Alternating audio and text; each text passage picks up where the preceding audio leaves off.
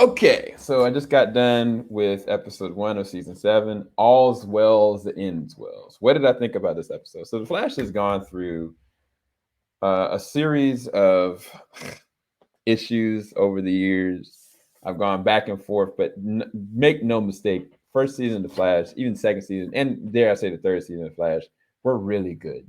And somewhere along the way, there was great episodes in between, but then the seasons have kind of fell flat. It started to kind of recoup what that meant around the back half of season 6 or beginning of season 7, or back half of season. So yeah, well, the beginning of season 6 and back half of season 6, they started kind of doing other things when it comes to the multiverse because of the universe situation, uh, Crisis on Infinite Earths. But as far as the first episode, I think this was actually pretty good. Like, I think that I can narrow down the things I didn't like about this episode. I think that there was some cheesy random moments with the wells that I think were just really unnecessary. They just kind of like went through those same exact wells all over again. But there's a point to those that I'll get back to. I think that they kind of drug out, or either they sped up like this process that, okay, Harrison was like, oh, okay, I'm gonna get you to do this and it's just gonna work. And I was like, yo, this is gonna be bad. This is not gonna end well at all. But on even both of those negative aspects of the episode, for me, that I think were kind of unnecessary, or just like, it would have been more interesting if he tried something and then it kind of came out with that result the same exact way. I think that would have been more interesting if he started to try to do it, realized that he was a physical receptor, and then he found out, yo, I'm starting to die, and then he had to pull his body away from it, and Allegra was there to try to help, and like they found out there was no other option, and they made this more of an emotional leaving of the wells more than anything else. I think that would have worked a little bit more better as a collective for the episode. And I just don't think that it was necessarily necessary for all the wells to kind of show up, but I know why they did it, because in this episode, Barry gets inhabited by these same exact wells, and it allows your boy Grant Gustin to flex a little bit. Man can actually act, for real, for real. I'll get into why in a second.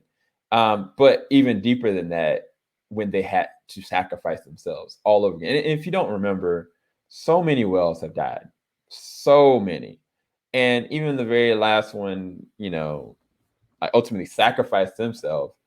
And then the one before that sacrificed himself as well for Iris. And it's just, it's rough. Like, it's a rough history. If you have been a Flash fan over the years, it's weird and as trivial as all these random wells as Tom Cavanaugh has played.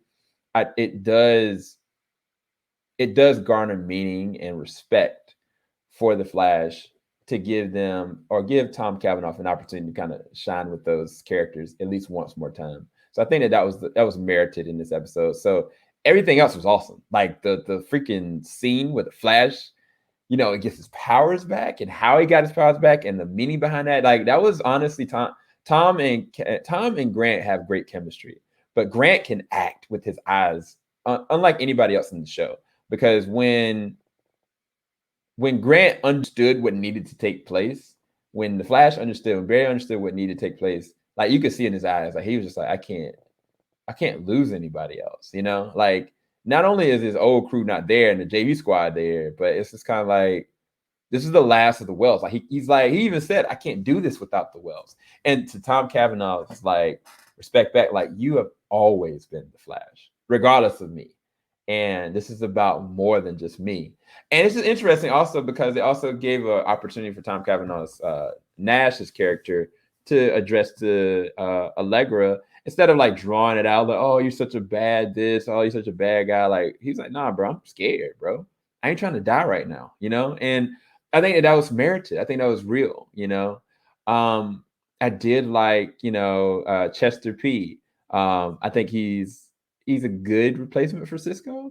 Um, he's smart. He's also charismatic. He's got his own thing. It's kind of weird, kind of hearing him just randomly listen to hip hop music and talking to somebody on a blog at the time in the beginning of the episode. But it was kind of like, when it was time to do what he needed to do, he did it. And not just that, like, he added some really good weight to his moments and scenes that he did. Like, he can act, and I think I like that.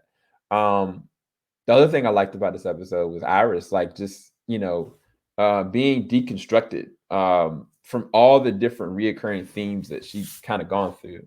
Um, and I do like that without spoiling too much. I did like what they did with the prison world and how they made it a little bit viscerally and visually different. Cecile, they added some things with Cecile's character that I was like, this is interesting. I didn't know where they were going with it because, like, when she intercepted the villain, and I was like, huh, okay. Now, the other thing about this is that, the ultimate, I call her the ultimate Mirror Master. I think that, what is her name? Ava. She's hardcore, man. She just is torturing the Flash, bro. And it's kind of just like he can't stop her. Like it's nothing he could do, And she's also keeping Iris in this situation, making her trying to go crazy. And I did like the way that they kind of played that up. Like she's just maniacal. Like you love to hate her. And at the same time, when she gets the revelation of what's going on with her own reality, that makes her character even more intriguing because it's kind of like, do you feel bad for her or you feel like, oh, okay, this is exactly why this person is just crazy. And also, what does that really mean?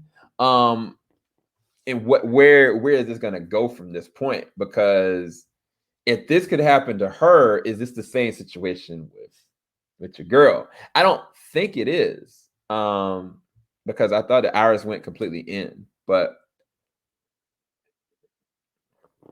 again, the sequence where the Flash, when he gets his powers back, I think it was dope. The sequence with Iris, going against herself, or just honest Candace, playing off of her own self, showing her acting capability. Even like I said, like Joe wasn't in this that much. Cisco wasn't in the episode at all. Caitlin wasn't in the episode at all. The actress that plays the role of Caitlin, I'm sorry, what's her name? Danielle Panabaker. I think she was pregnant during this time anyway. But she's already had her child at this point. So she'll definitely be back in either next few episodes or the back half of the season. All in all, it wasn't a bad episode. I think that's the thing that surprised me the most. I was like, oh man, they're gonna have these weird cheeky moments, or they have these cheesy moments. But bruh, they freaking killed somebody in the first episode. And I was really taken off. That caught me off guard. I was really surprised that they actually went down that route. So as far as the first episode, I would give it a 7 out of 10, 7.5 out of 10. I think that's fair enough. It makes me want to go back and see the next episode. I'm pleasantly surprised and willing to do, if you guys would have me go and review more episodes of The Flash. Hopefully you guys have been enjoying my reviews for Superman and Lois, as well as my spoiler-filled reviews of Superman and Lois with Lou. Definitely go and check out our Twitch. I'll leave that in the description bar below because we're going to be doing commentary on some DC EU films in Batman v Superman Ultimate Edition, as well as we've already done one for Man of Steel. So I'll talk to you guys later. Keep it locked. JVS, we ain't gonna stop. Stay blessed, guys. Peace.